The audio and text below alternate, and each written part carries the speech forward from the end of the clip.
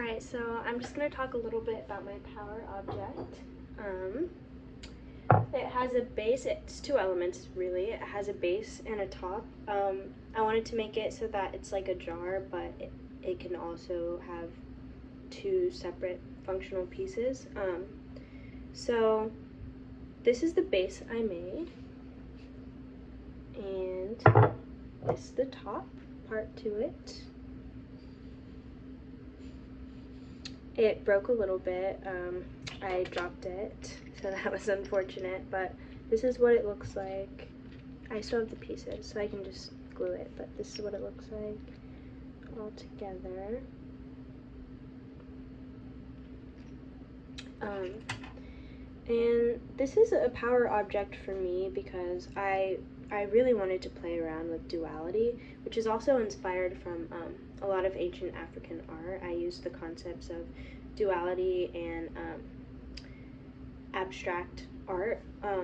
So I made like this one with boobs and this one without, because it's just supposed to represent like the duality of gender, which I feel like my gender incorporates a lot of duality, so that's why it's powerful to me.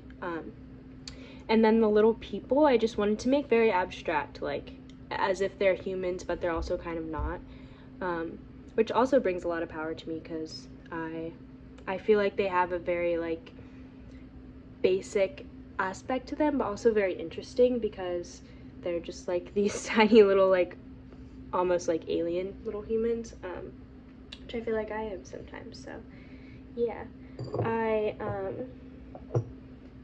this I wanted to make so that you can like lay it flat like this and just have it as a decorative piece, and then you can also have this one separate to where it's just like a vase, and then they fit together like that to form a little jar.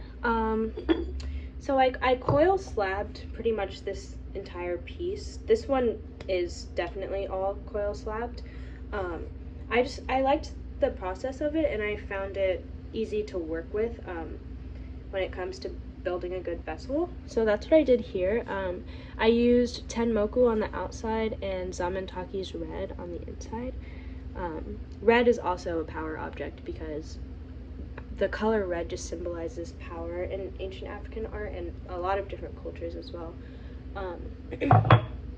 And so I did Tenmoku on this one as well, and then red on the eyes, which I did by just applying a waxy coat over top of the red glaze, so that the brown didn't run completely into the eyes. And then I did a black underglaze underneath and around it, just because I didn't want the clay to show on this specific part.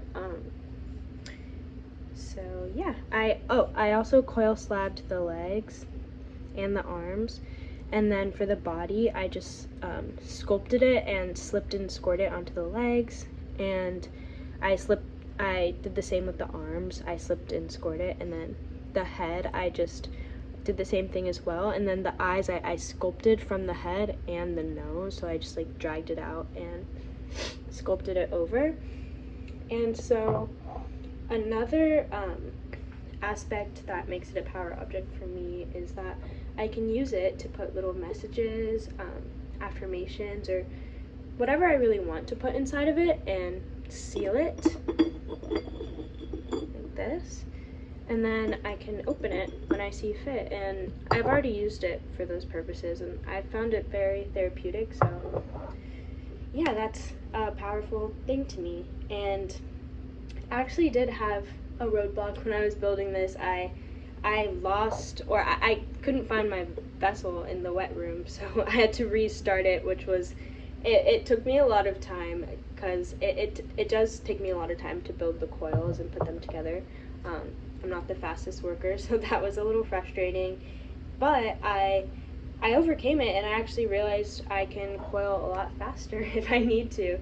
So yeah, it did leave me less time to work on the details for this part of the piece, which was a little unfortunate, but I do really like how they came out.